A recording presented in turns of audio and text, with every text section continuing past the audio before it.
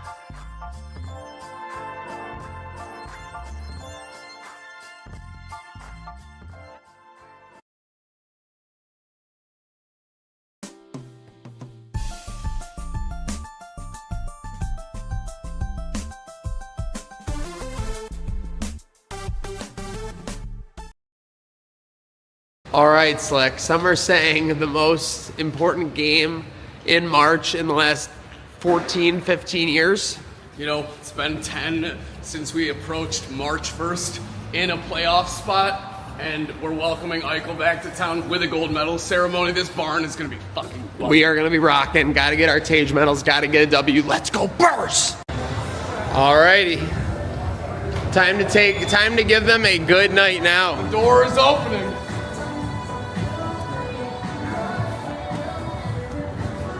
Sabres on a warpath. Stuff, right? Yeah, I'm thinking 7:15, 7:18. Yeah, I got. They're not going to do the ceremony too early. They won't be able to see it. No, yeah. Why do you have a habit? Balanced equilibrium is good, considering I'm the one that usually gets shit. Look at that, starting them young. That's good. Let's go. Let's go. Need a dub tonight. Need a dub for the kids. With the goat head. 4th edition. They don't make many of these anymore. Looking to diversify my saber tooth portfolio. Are you serious? Let's go. Thanks, brother. Your towel's right on the seat.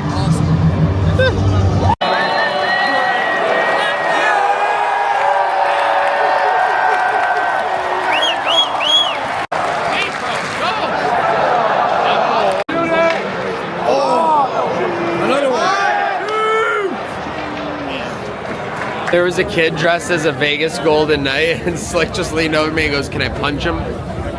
He had the headgear on. I feel like he could have been able to take it. We'll see. Yeah. Look at that helmet of ice cream. How are we doing? Great outfit, great matching hat. Let's go. All right, Fee, what'd you think of that first period? Excellent. Excellent. Very good. Excellent. Oh, it could be like a Put Santa in a ice cream cup. What? Hang him on the tree. That's hilarious.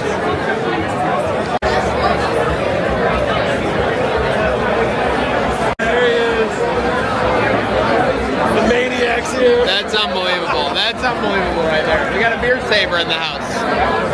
Who you got? Next goal, I think it's the donor. The sperm donor. Donor boner! USA! USA! USA! USA!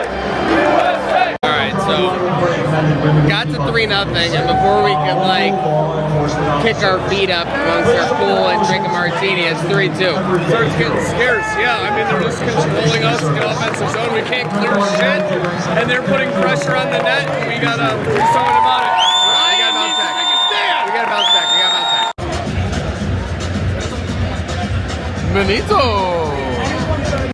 You know, normally I would say this is private and you should stop filming, but I'm literally just trying to scheme a ride home with the Mayor de Mafia.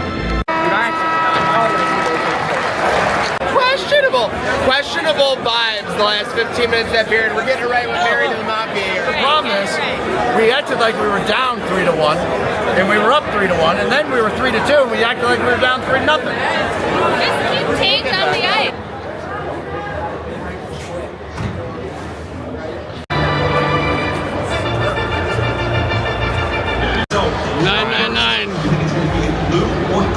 We're holding on to our butts.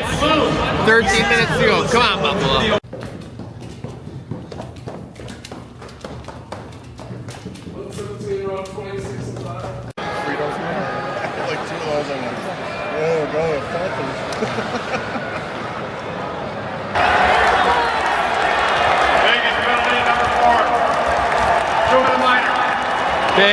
Big, Massive developments.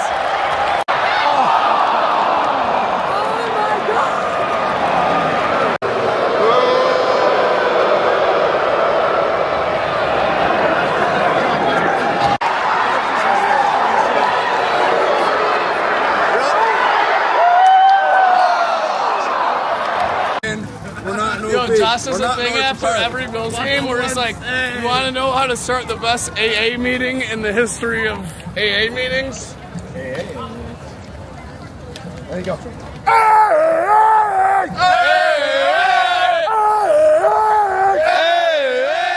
Let's go, Buffalo! Let's go, Buffalo! Let's go, Buffalo! Let's go, Buffalo! The Sabres make me wanna shout!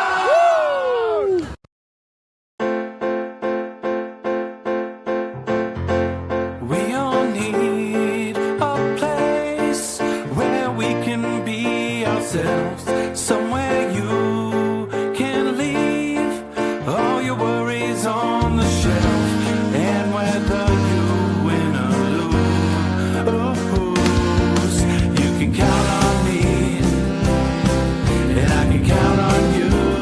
You know the train never stops. This train never stops. This train never stops. This train never stops. This train never stops. This train never stops. This train never stops. This train never stops. Folks, welcome on in. It is Wednesday. It is March 4th. We are ready to March 4th after a big Sabres W. Just saw the vlog last night.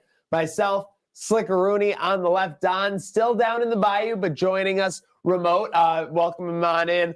Trainwreck today. Make sure you're following Herd of Buffalo. Make sure you're following Trainwreck Sports. Slick, you can't help but follow this Sabres team right now. They are leading us down the warpath.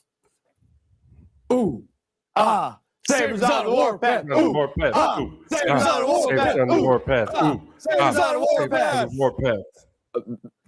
Last night was special, Maniac. I haven't seen the barn, Key Bank, HSBC, whatever it has been presently is that buzzing in quite some time. It felt like playoff atmosphere. It's crazy using that P word when it comes to this Saberhood, but the fandom is back. The arena is in full force, and we're looking to make a push.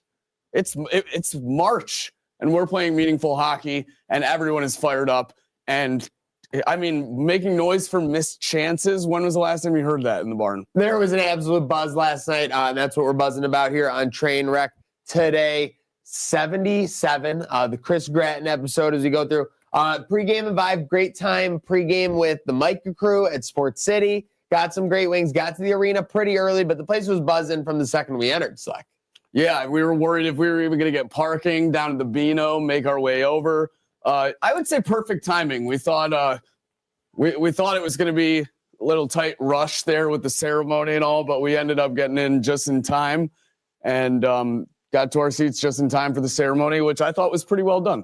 Pre-game ceremony, Don, I don't know how it came across on TV, but went over as many expected. Jack Eichel got a pretty raucous ovation when he was actually brought center. I think like Sabres fans kind of wanted to prove they could make noise, prove they could get supportive, prove they could get loud. Don, did that come through from what you saw on the broadcast? I know you were running around the bayou yesterday.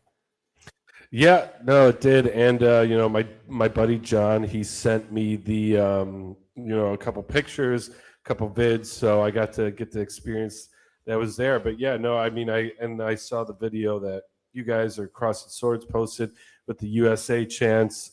I mean, just incredible vibes again. Great to celebrate that gold medal again.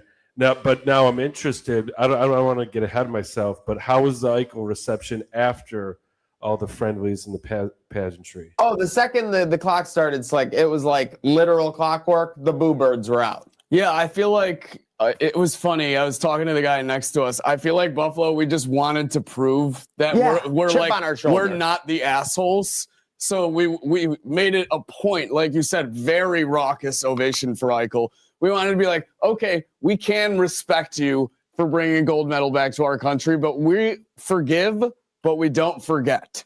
And that's exactly what happened when he touched the puck. It was right back to normal clockwork, as you said, Boo Central. Every single time, too, by the way.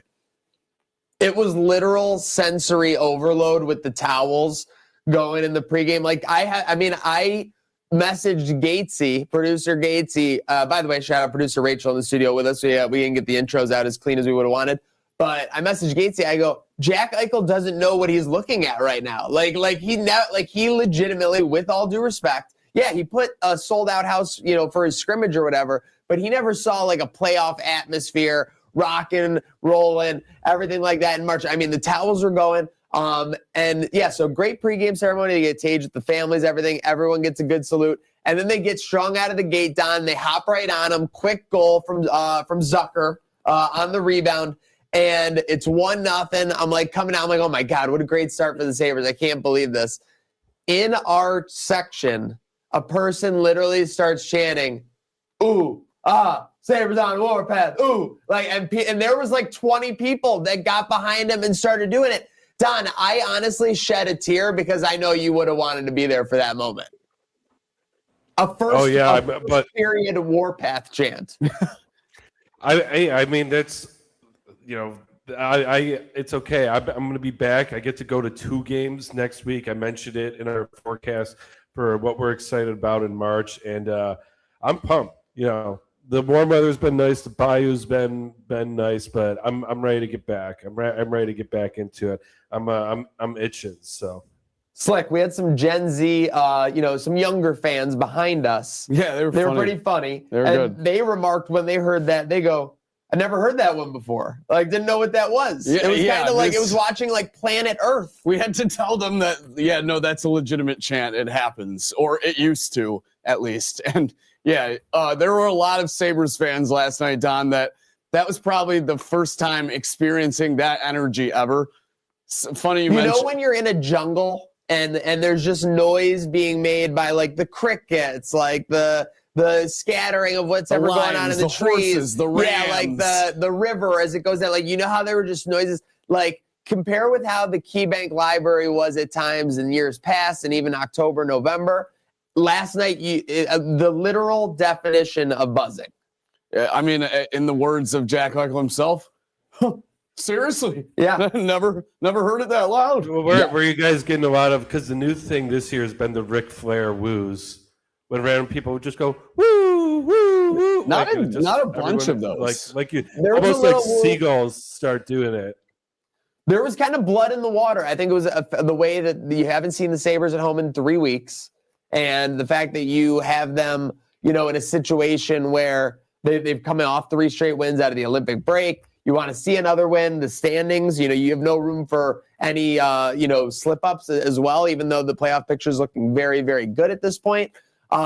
So after that first period, it was kind of like the Sabres should have been up 2 or 3-0, right? Slick, that was kind of the general feeling. Yep. A nice save by Lyon here or there, but kind of like a squandered opportunity. Then they come out in the second period, dominating Owen Power with that ricochet goal. Then we get Tage with an absolute clapper. Rocket. From that point, it was like they did put the pedal to the metal, the Knights, but the Sabres got caught playing that classic Lindy Ruff hockey. We've seen it where you go up 2-0, 3-1, 3-0. And I don't know if it's you take your foot off the gas, but the other team, you just can't match the other team's desperation. Vegas was definitely wanted it more for the rest of the second period. They get up a goal or two, and then it's almost like they begin playing not to lose in a sense. And that it comes back to bite them. Like you said, Vegas was playing hard. They had all the puck possession, controlling our zone for a while it felt like we couldn't get past the puck out of their offensive zone, even past the neutral zone. So yeah, it was tough sledding in the second period towards the end there. And then the third, obviously the nerves were high, but you get a late penalty towards the end that kind of seals the deal. Yeah, no, absolutely. So we come out of the, the second period, which I described as a dentist appointment. Well, yeah, I know. I pulled up the Twitter timeline and it got a little scrambled. It's crazy. I was looking at it. So I was checking out Schefter. No, I was interested in that video. I'm interested. So we escaped the second period, hang out with Mary the Mafia. Great little reboot at the Odd Club. Ran into some passengers who were very excited. Don, when we say everyone was at this Sabres game last night, we were running into everyone. Mary the Mafia, Jeremy White, Joanna, our girl behind the merch counter. When we say everyone was there, even degenerate Al was there in attendance at the KeyBank Center for the buzzing Sabres victory in a row. I think with his M&T coworker Raj. I believe I believe his coworker Raj. So shout out. Yeah, I mean it really was a who's who. Everyone in the house last night. How many 720s did we get down though, boys? I think we did 2 or 3 each. I think 3, yeah. Yeah. So we had a night plus the pregame. Right. I mean, sure. They only offered it before the first period, right? Yeah. People are bringing their beer sabers to the games. Yeah, we had some beer sabers in our row. It was electric. I mean, I would just pour your beer in there and you in the line that's going to take half an hour. We need an update on that too. When are these coming back? We got to get a quote from Labatt soon for sure. I feel like they're panic restocking at this point. They know that they might be in for having to dish them out come April. Yeah. Late April, which is crazy. Yeah, this is very interesting. They did not see that coming whatsoever. Yes, very interesting, the beer saber. But the interesting thing from a gambling perspective is his game gets like 3-2, 30 minutes in. No scoring the rest of the way. Finishes 3-2, goes under. You had Lyon making timely saves in the third period. Slick, we did a seat upgrade. You had a friend, we won't dox them, who had left their seats early. So we were able to get a little seat upgrade there. Yeah, center ice, really good seats. Another season ticket holder as well as Don.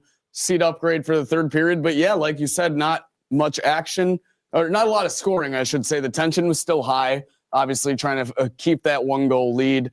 And then towards the end, things picked up. Like I said, they took that late penalty that kind of reassured us that we would skate our way. It was a stabilizer. And then, not even an empty net. Like you said, finished 3-2. They got caught in a weird situation where Eichel, he was out there. He didn't really do too much in that last couple minutes. He was kind of like gassed because he had to be out there for like 3 or 4 minutes straight for sure. But yeah, Sabres, obviously.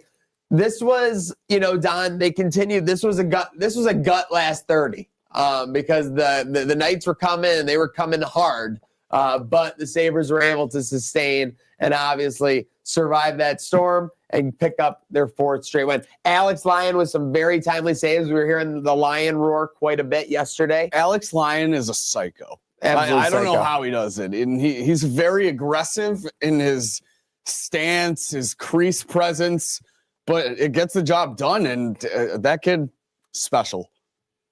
We had a great time.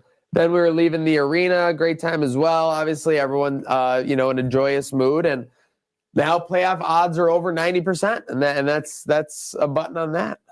Yeah, I think we're like minus over 5,000 on a bunch of books.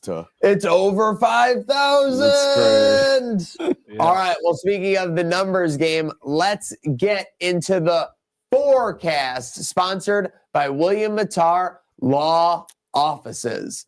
Shout out William Mattar. We got the 4 up, of course. So on this forecast, predicting the date, boys. I don't want to do this. You know that I'm still doubting the team. People were loving that I was still doubting the team, by the way. Did you see that? I mean, some might even say that you were rage baiting. No, I was not rage baiting. I am just being sensible about our expectations for this team that has not made a playoffs in a decade and a half. I just want to get there. I just want to get across the finish line. Then I'll take a breather, look at everything I can do. The one thing I'll say is that I do agree with our guy Bunty that this team is dropping heavy 05-06 vibes. Yeah, 100%. So, forecast, do you have a date? So forecast, what I want to do is pull up, I think Don might be doing the same thing as well, though, is the Sabres schedule. Yep. So, yeah, they're currently on all the sites above 90% to make the playoffs. So taking a look at it, we got college basketball actually going on. I'll go first Yeah, because what do you got? I picked mine out before the show. I think there's a really good spot in late March that we play the Red Wings at home that I would love for us to wrap it up, but just with how competitive the East is, I think April 6th. So that date is 4/6. We are hosting the Tampa Bay Lightning. 4 games left in the season after that. 4 games left in the season after that. No coincidence there. That is when the Sabres put a button on it and clinch playoff berth. So I was picking that date too for multiple reasons. One, I think we're still going to be playing for positioning. But do you know what April 6th is? Is that Dingus Day? That is Dingus Day. That'll be my a God. It's rager. going to be a fucking zoo in there. And you get an early 6 o'clock game. Everyone's already going to be liquored up. Yeah, everyone's gonna, no. And then you cap off Dingus Day with a playoff. No, it's a 7 o'clock game. It's a 7 o'clock game. Oh yeah, I forgot. You're an hour back, I'm an hour back. Yeah. Okay. Well, still, Don is in time zone right now. He's getting bayoued, as they say. I'm busted up on Bourbon Street, man. Bayou scramble. By the way, shout out the late checkout you got for sure there. But yeah, so leaving you guys. But for me, I'm gonna go a little early, boys. It sounds crazy. You guys went April 6th, and I get it. It's a tight East. I am gonna go with April 2 at Ottawa, our old friend, the Senators. The Senators, I believe, are kind of making a run up the standings themselves. So that would be a game where if we can get it, might be the mathematical clinch. So I got 4-2. You guys got 4-6. That is the forecast for when we think the Sabres will be clinching a playoff berth. Still nervous, still counting every win, still counting every win. From naysayer to now thinking they're going to clinch even earlier. Wow. Fair. I might be going from a naysayer to a May-sayer. Love it. Damn. It's not football season. But speaking of something that isn't a laughing matter, guys, Tim Graham of The Athletic reported that Connor McGovern has not heard from Brandon Beam. This is not good when you get ghosted, Slick. When you don't hear from someone, odds are the relationship will not be continuing. Yeah, I mean, people crash out when they get ghosted, as we've seen before via the Trainwreck Sports crash out line. Never feels good to be ignored. I find it pretty odd that a guy like Connor McGovern hasn't heard any update from higher-ups, any management whatsoever, let alone Brandon Bean. I know he's got a lot on his plate this offseason. A lot of moves have been made. You basically reassembled an entire coaching staff. But this feels strange, especially with, Spencer Brown gets restructured, another O-lineman. So they're clearly already working the contracts there in terms of the offensive line. Not really promising news here for Connor McGovern. Yeah, the Connor McGovern loyalist, he's a good guy from what we've seen. Everything great. The O-line seems to get along. Great gel there. You want to keep that unit together if you can. With that said, Connor McGovern has played well. Josh Allen, there's a great dilemma on the sack numbers of Josh Allen. How many does he escape because he's Josh Allen, things like that. But at the end of the day, they put together pretty good numbers as a unit that kind of justify that those guys would be getting paid. So it's a business. You can't fault it.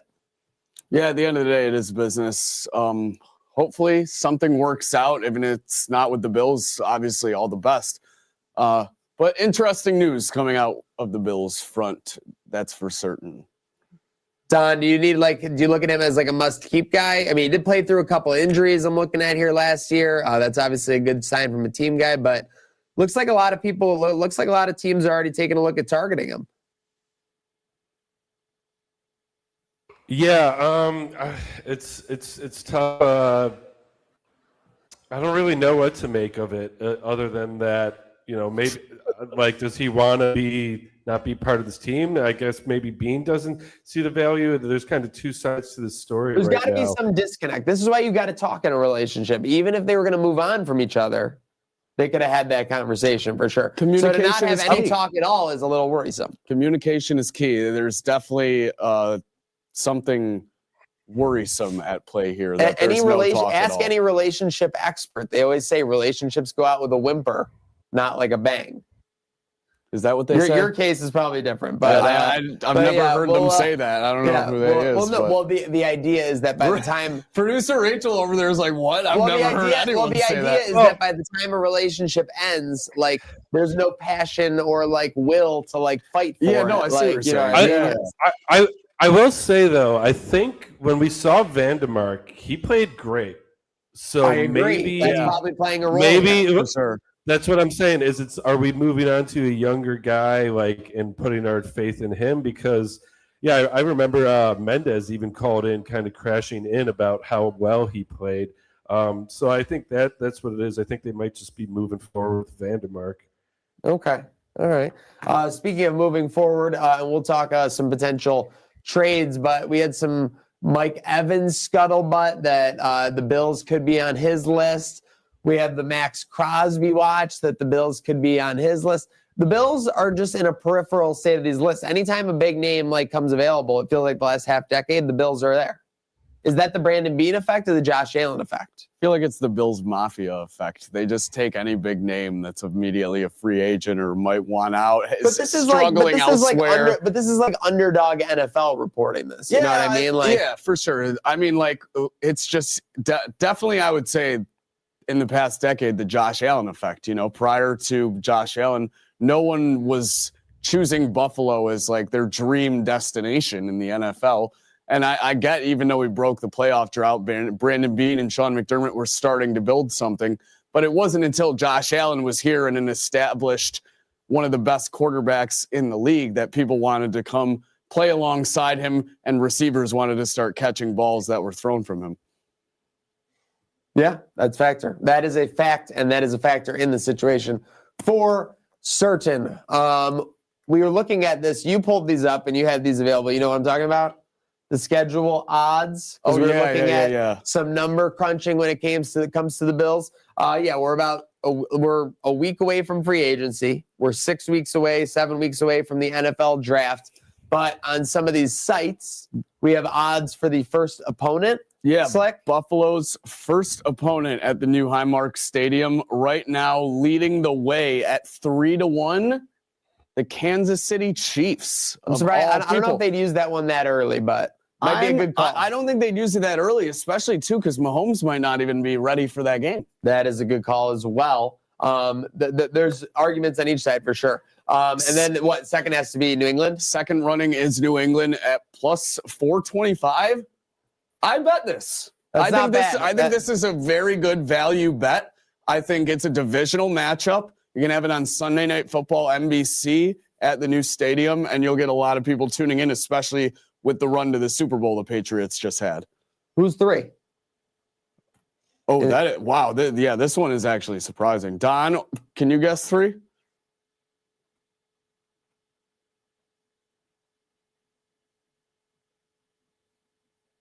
We lost him. Oh, is he muted? I'm sorry. I was checking out the Insta comments. Give me the first two again. Someone, I'll say, yeah, Looks Max says, is everybody high on the show? And I'm saying, yes, we are. We're high on Sabres right now. So yeah. We're on that Darlene. Yeah, but then he follows it up saying Bills are in a hole every year with Bean because of Von Miller. They won't get any big names. So he's not too optimistic.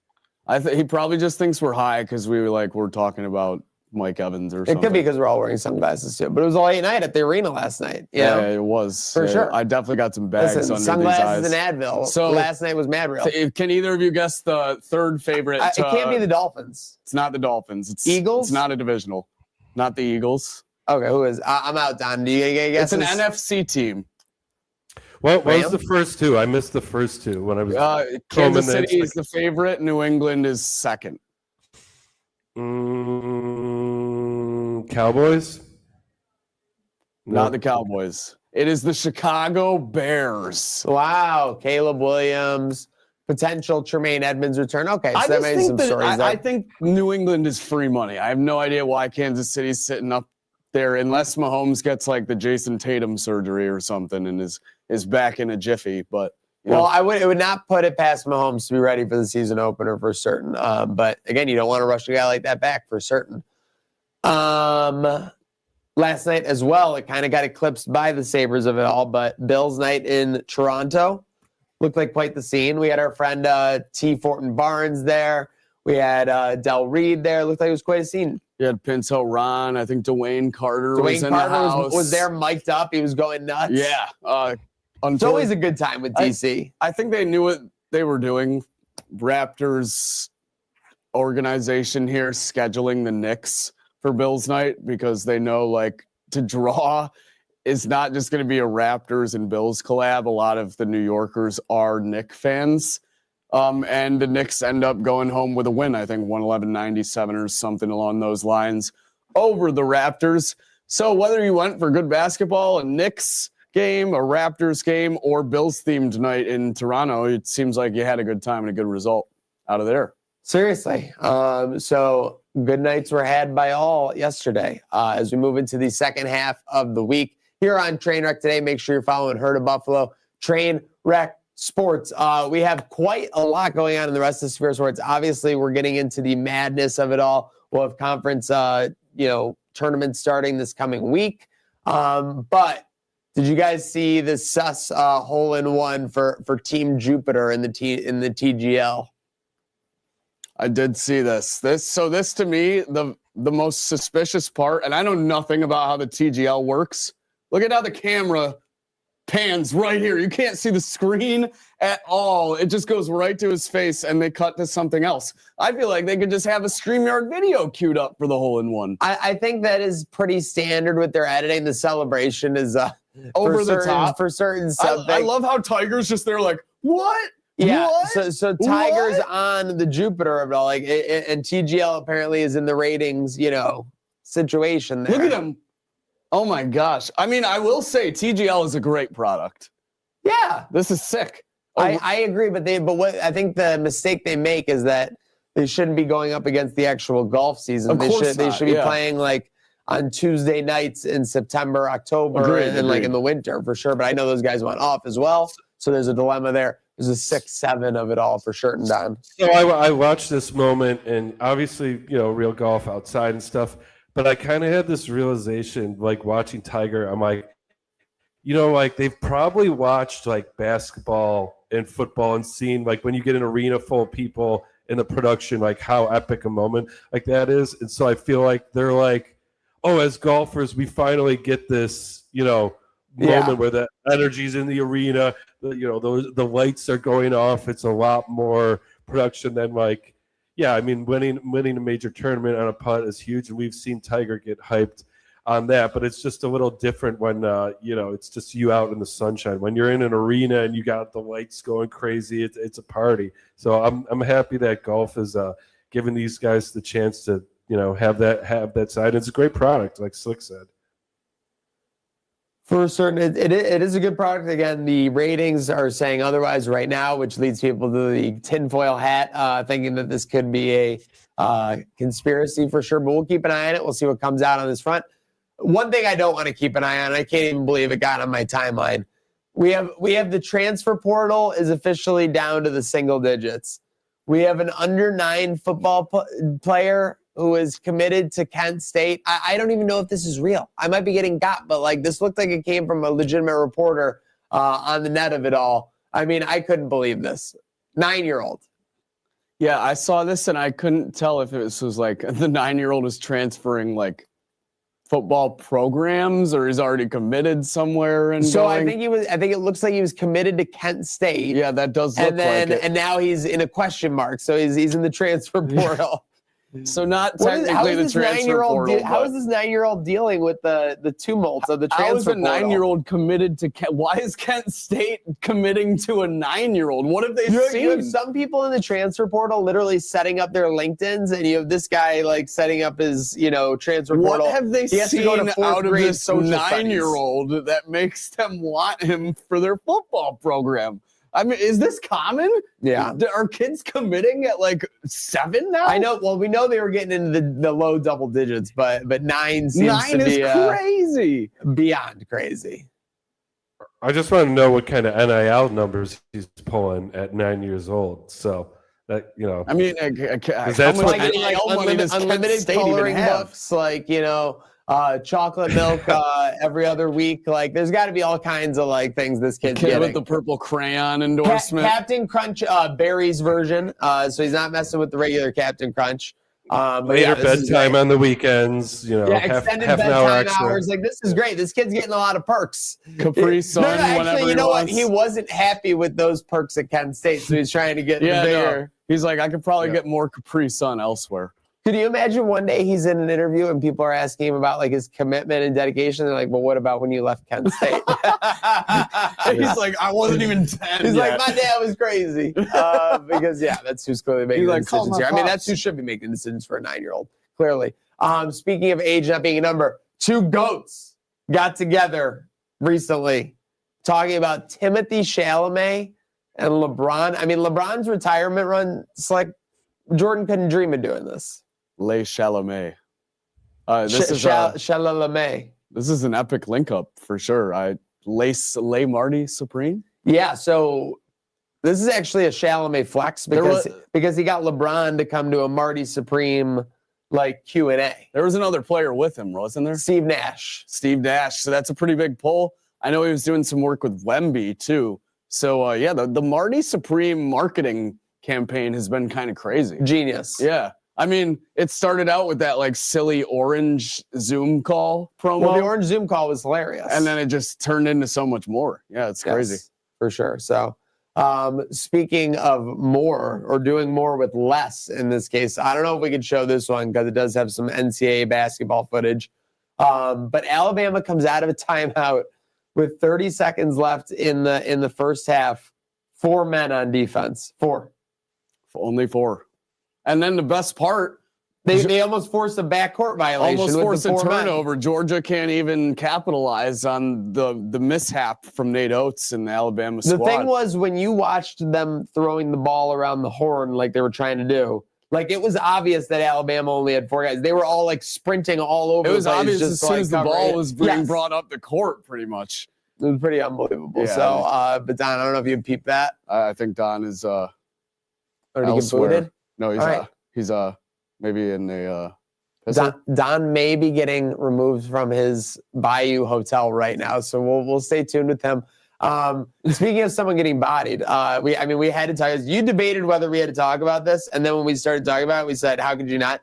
Lena the Plug, Adam 22. Oh. I mean, names that I never thought I would have been familiar with, but now I know way too much about.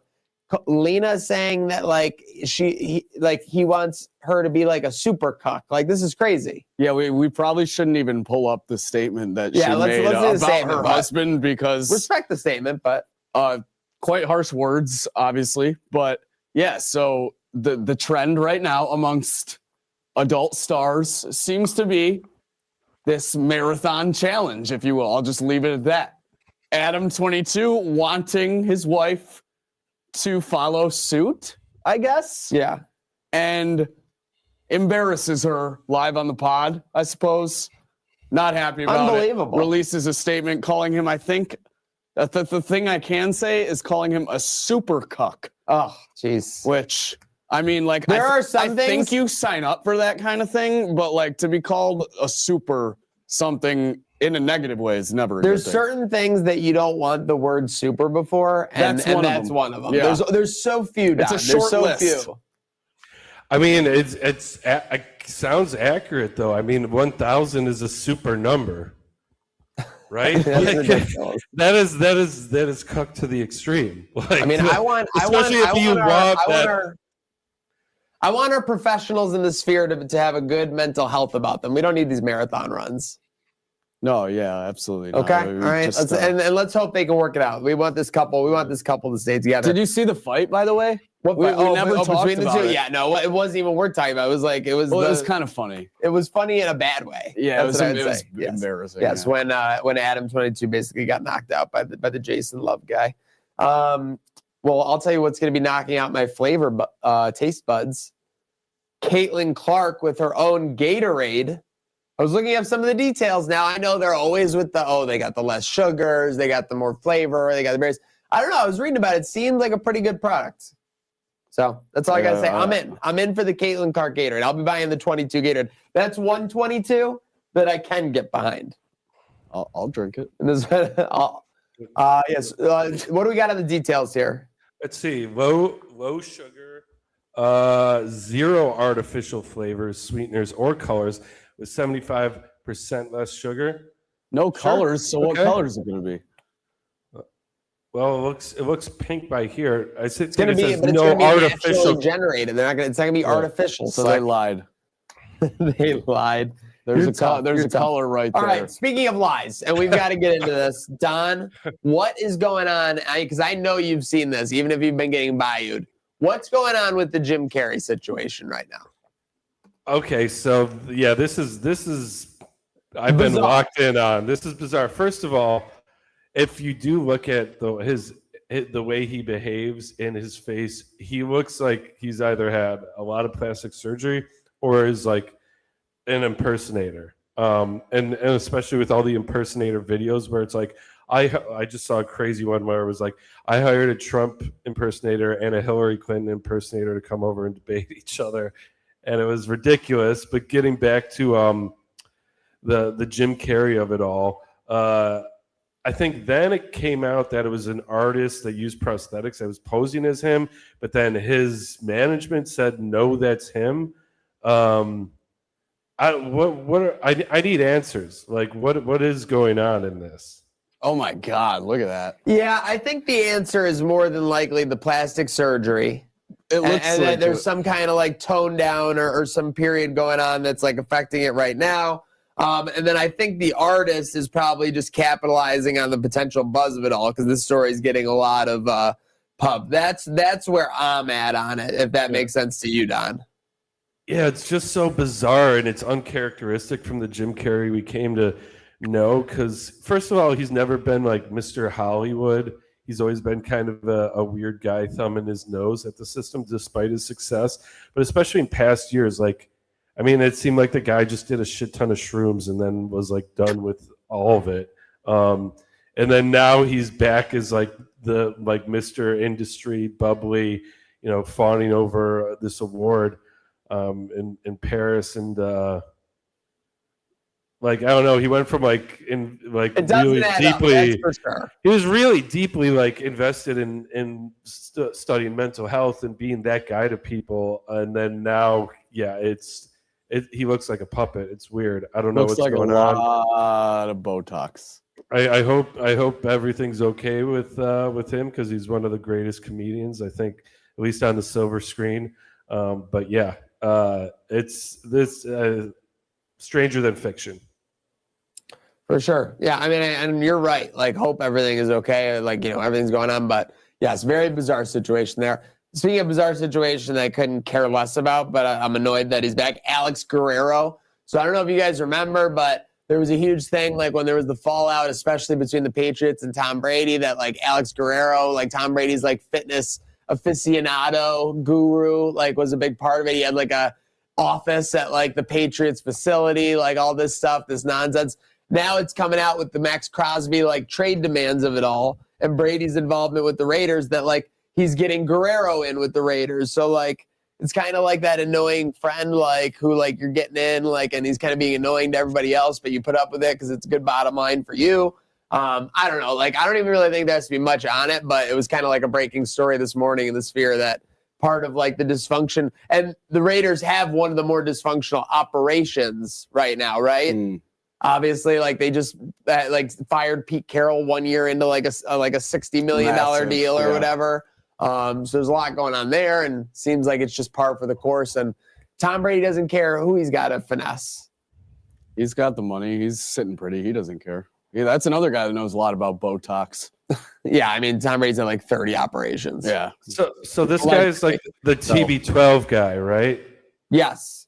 Like where, yeah, he wanted everyone doing this TB12 program, and the Patriots were like, nah, and that's kind of when the riff kind of started. Exactly, like original rift for sure.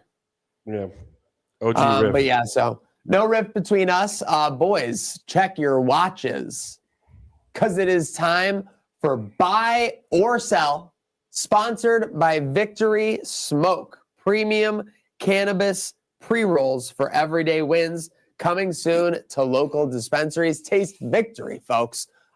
With that said, so we've got a buy or sell for you for the Buffalo Spring Ahead. I will give you guys a cue up, whether you're buying something happening or selling it not happening. Are you guys ready? Yeah, let's do it. We have a nice little weather burst here, Don. It's about 50 today. It's supposed to be 60s, potentially touching 70 this weekend. Buy or sell. Will we get a day above or at 80 degrees by May 1st?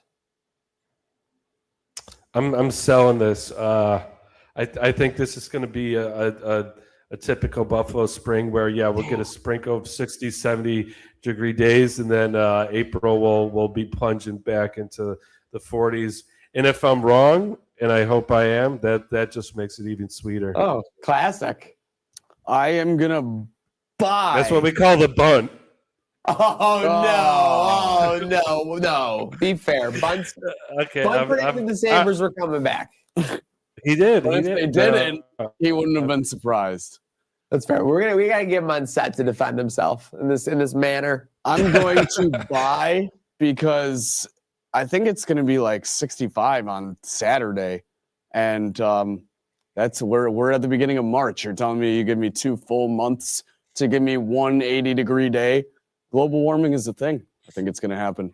Okay. So we got 1 buy, 1 sell on that, hoping for an above and a grade 80-degree day for sure. I'm impartial. I'm just hosting this segment. I'm hoping wow. Obviously. I'm hoping I'm buying. Total playoff games at KeyBank Center. Yeah, you're mic'd up. Total playoff games at KeyBank Center. Bandits and Sabres. Oh, okay. So that's why it's a little fun question. Yeah. Over 7. So will there be 8? So you got to think that would be at least 2 series for the Sabres, and then that would be at least 2 games for the Banditos. The Banditos are at the bottom of the standings right now, so it would likely be an away game in that quarterfinal. So are you buying or selling over 8 games or more at KeyBank Center as playoff games? I'm going to sell. I don't think the Bandits are I don't think the Bandits are in a seating position where they're going to allow themselves. This guy stinks! They're going to allow themselves to have that many home playoff games. And the Sabres, I just am not confident enough to buy on them beating this themselves. I think there's a real possibility, but I can't fully go in, so I have to sell. Don, judging by your production capability there, I would assume you would feel differently. I'm buying it, and I'm buying it totally on the Sabres' backs. That they're going to make it to a second series. First series might go 6 games. They make it out of that, then we're looking pretty good. And I also think these odds are made better because I think this team's winning the division, baby. We are only 2 points back now. There's only 2 points back. We're 2 back. 3 games. I think we're getting that. We see him again in our barn. I think we're the hottest team around right now. Well, that was the one that I think that I said. Yeah, they're coming in on Dingus Day. Dingus Day. That's the one I said for the forecast that they clinched the playoff. Imagine being some Lightning fan, like, oh, let's make the trip up for the end of the season above it, which is not like a likely thing, but I mean, just getting dingused right in the face. Oh my God! Unbelievable. Water sprayed on you. Speaking of which, we know it's been a long winter. It's been a gray winter in Buffalo. It hasn't necessarily snowed a lot, but it's been a lot of indoor days. There were a lot of cold days. Yep, couldn't catch me off guard. With that said, St. Patty's and Dingus on the horizon. Could we expect potentially record numbers with how long and how gray this winter has been? Are you buying a record-setting St. Patty's and Dingus Day, Slick? I'm absolutely buying. Let me tell you, the fact that we have a 60-degree weekend, the weekend before Patty's celebrations in Buffalo, is like the volcano is like letting you know it's already Tectonic activity, seismic activity. It's letting you know, hey, just so you know, next week I'm gonna fucking erupt. Like I'm gonna blast. And sometimes you just text that in the group chat. Exactly, just like that. So St. Patrick's Day is gonna set the bar very high. And then, like I was talking about earlier on the forecast as well, if the Sabres are in a spot where they're gonna clinch a playoff position on Dingus Day, and you have warm weather April 6th as well, I think it's going to be absolute chaos in Buffalo both days. Record-setting numbers for sure. Don. Yeah, I'm definitely buying, and everything you said is true. I think the other thing that's contributing is there's a lot of buzz on, Trainwreck Sports involvement with both of these events. Yeah, this could be record-breaking. I think that's really contributing to the record breaking as well. There's a lot of buzz around what's going on. We're a wanted product. So, we can't speak too much on it yet, but it's coming up and we got some things to tell. Yeah. April 19th, WrestleMania Night 1. Will the Josh Allen baby have graced our presence and be brought into this world by then? Buying or selling? Buying that baby before April 19th. So that's only like 6.5 weeks, basically. Don't twist my words on this, but I'm buying the baby. Did you see the baby bump on that girl? That thing might be out tomorrow for all we know. The question at this point is, will we know boy or girl in the coming weeks? A lot of people were thinking, boy. Don, you buying that baby before April 19th? I'm selling the baby. Producer Rachel said it's a girl with... And she doesn't. I haven't seen this level of confidence from producer Rachel in the last week. Yeah, she's got to work on her face now. Does she have an inside source, or is it just vibes? Are you a both? Is it vibes? She's surfing the vibes. Just vibes? Yeah. Oh my God. Okay. I don't know. That woman-to-woman telepathy is a real thing. Yeah, Rachel hasn't used vibes since the Obama administration. So the fact that she's surfing off vibes, so this shows a lot of confidence. And vibes were great back then. So I was 8. All right. So we don't want to dox Rachel. We're doxing everyone on the show. Before or after, are buying or selling down? I'm sorry, refresh me.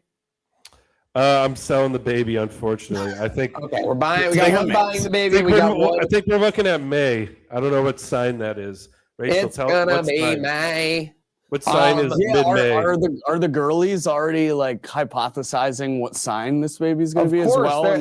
It all plays a role. What lunar characteristics it's gonna behold? Yeah, let's face it. Well, some people were talking about how in if it was March, it would be a Mercury like a bleeding moon, maybe a blood moon baby or something. And a Pisces. Is Mercury in retrograde too? Crazy combo. Holy fuck! No. Well, that's not good. We don't want it during retrograde. Don't we? Is it retrograde bad? I don't know what it means. Okay. That's everything. That's everything. Retrograde is bad. The horoscopes and everything. What'd you say? Yeah, like there's all these. I mean, like, speaking of the Bills' house, are you buying that Brandon Beane will be making a splash? Brandon Beane will be making a trade. Obviously, we have free agency coming up, but will anybody be traded? Will Brandon Beane be pushing the trade button? Are you buying Big Baller Beane making a trade? Slick. I think there's a lot of pressure from Bills Mafia, and he knows that. But do we have a date on this before a certain time? Well, it would be like, let's say before draft night 1. I'm going to sell. I think the first trade we see out of the Bills in this offseason is draft night. I think we're going to trade up in the draft. So I am selling. Don? Oh, wait, we lost Don. What happened? Oh, he's pissed. Don's getting hacked by the Bayou or the Instagram. I'm comments. glitching out a little bit. You guys got me? Yeah, we got you. You know we always got you. Take a loss and take a trip. You know I'm tripping. Okay, yeah, because I full screened you because I noticed I'm glitching out. I'm under attack right now. Okay. How is the Gator boat, by the way? I'm buying. Can you tell us? Bean needs to make a move. This team wants to make a move. They're getting, he knows it's a win now mentality, and yeah. All right, folks. Speaking of win now mentality, real quick, Don, are you still with us? He's chopped. Oh no, he's chopped. Might be Food Network because he might be chopped. All right, if we get Don back, we'll get him. Slick, there was talk of Rob Thomas to the Sabres potentially. The source Darren Drager said Sabres and Blues went the distance on trade talks. Last time you went the distance, you were bragging about it in the group chat the next day. I wasn't bragging about With it. that said, are you disappointed that they haven't been able to pull off this deal? Not disappointed. I'll tell you what I am disappointed in. I'm disappointed how publicly this was made knowledge just to the NHL sphere. I don't like when trade rumors become such a buzz that it's almost impending. I'm sure it gets the players anxious, wondering if they're going to get moved. This isn't a guy I'm too familiar with. I'm not going to lie to you, Maniac. I've heard good things. Heard he's a gut guy, a Lindy. He gut fits guy. the Lindy gut guy. Fits the Lindy system, from what I've heard. So I would love it. I mean, Yarmo making a move would give boost to this team. Or I'm sorry, I can't think of the word that I'm trying to use, but it's something that hasn't been done around a deadline in quite some time with the Sabres franchise. It would get the fans riled up. Don's back. Boat, are you back? I am back. Yeah. We're just wrapping up before we do our wind down here on Trainwreck today, episode 77. The Rob Thomas talk of it all. They said they went the distance in trade talks. Curious your thoughts on that. Do you want to get a deal done for Rob T? Are you happy that we're just early in the scuttlebutt here? Where are you at on that action? I saw a conflicting report earlier this morning that it was kind of off the table, that they wanted more than really we were willing to give. I'm if it's worth it, get it. But I mean, the vibes are so good. Why disassemble what you got going? And obviously, a lot of the young talent we have has been keeping this team afloat throughout injuries. So I could take it either way. I just don't want us to sell the house. But if we're selling some picks, I don't really mind that, because what we have in Rochester is great right now. So I agree. It's hard to mess up what we got right now, but at the same time, I mean, Don, if you're talking about winning the division, you win a division in the NHL, you kind of got to go for the Stanley Cup, right? So it's an interesting spot to be.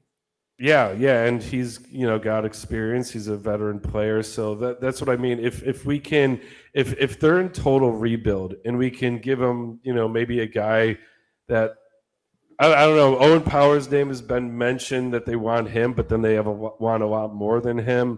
If we're shipping Owen Power, I honestly would want a little more. So if we can package together, like I said, some picks and maybe a guy that won't hurt too bad to lose, that's fine. But I'm not trying to trade two guys and a bag of picks for him. Again, because especially our young prospects that we got in Rochester, we have one of the youngest teams in the NHL, and then we also have strong prospects to reinforce. So I don't think you really need a ton of picks right now. That's what I would shop. I didn't love the dangling a couple first rounders on the table. I didn't love that term being thrown out there.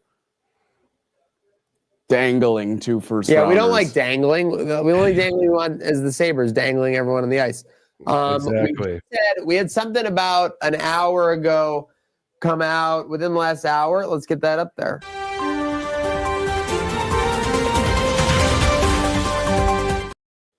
So an event that we've covered in years past and has been an awesome spectacle of the spring schedule, the Micah Hyde charity softball game. I'm just reading into this. Sal Capaccio posting a message from the Hyde family. Due to a legal complications involving a previous third-party partnership, Micah cannot host his charity softball game this year. Greg Russo will host this year. So we had just seen before the show that there was a Greg Russo softball game, offense versus defense, announced for Rochester. I hate to see that legal complications are getting in the way of what should be an awesome event for Buffalo. Yeah, you can't help but think if that has to do with Salem Field, the fact that they're going over to Rochester. Allegedly, of course. Hold on. I would say it probably has to do with the organization that was running it and probably some disagreement like in that. I think the Bisons and Salem Field. I think they want them there, and they would 100% want them there. I'm sorry, I should clarify. Obviously, allegedly, we have no idea what's going on. But yes. Just to be clear, I have no idea what's going on either. This is all speculation. This just came out. Legal complications. By the way, I have no idea what's going on most of the time. I have no idea what's going on. I have no fucking clue what's going on. But this is devastating. This has been an awesome event has been an awesome event. Hopefully we can make the trek out to Rochester and cover Greg Rousseau's charity softball event. Like you said, offense versus defense, home run derby. Seems like it's going to be a lot of the same things.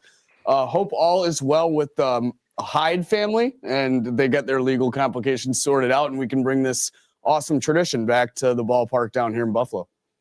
Most definitely, as well as Hyde still saying see you soon. So again, hope all is well with the Hydes. Hate to see legal complications get in the way of a fun event, but it seems like that train will roll on. So a little bit craziness though, closing out Trainwreck today, 77. I'm sure some people might be crashing out about that event not being in Buffalo. Just remember, folks, we have the Trainwreck Sports Crash Outline sponsored by William Matar Law Offices. There is no limit. There is no boundary. Their limit does not exist to what any mean girl could crash out about on that line. So get on there, 716-226-6263. Get on there and crash out, and you might end up on the Trainwreck Today Crash Outline. Again, brought to you by our friends at William Matar Law Offices. Slick. Going down the stretch run here, of course, get on there and buy the merch. It's an absolute paradise to be a Sabres fan right now. We got the Buffalo bracket less than 2 weeks away. I believe the committee's finalizing this next 24 hours, the field. And then we might see some promotion around that. So keep an eye out for some excitement around the Buffalo bracket 2026. Brought to you by our partners, of course. I have it in the rundown. I was like, mention that Greg Russo's got this charity softball game on. They took the words literally right out of the rundown.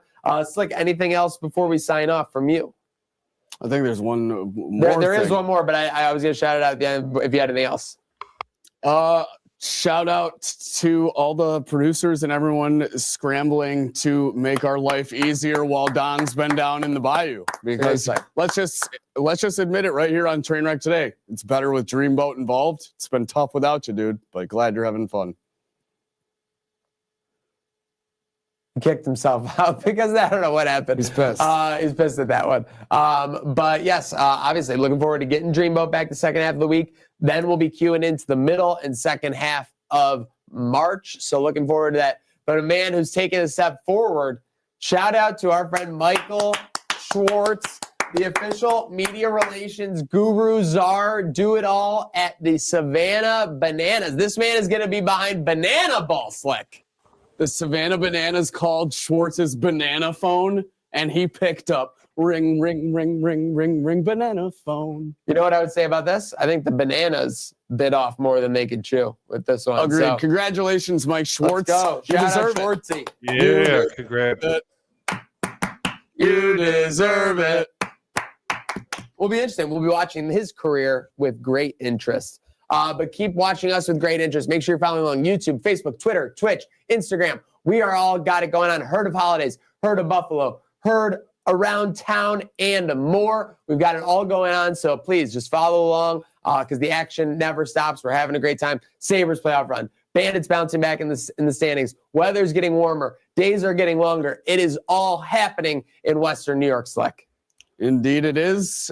this train never stops, and I'm enjoying the ride. Never stops. Shout out producer Rachel. Shout out Don for joining us from the Bayou. Slick on my left. We are on to the second half of the week. Let's make sure we finish it strong, and there's only one way to do that, and that's making sure we have a good day now.